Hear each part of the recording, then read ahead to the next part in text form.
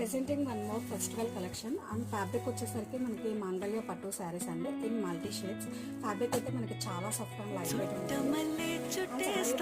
కూడా మనకి ఇలా మల్టీ షేడ్స్ లో చాలా అంటే చాలా క్లాసీ అండ్ బ్యూటిఫుల్ డిజైన్ చేశారండి.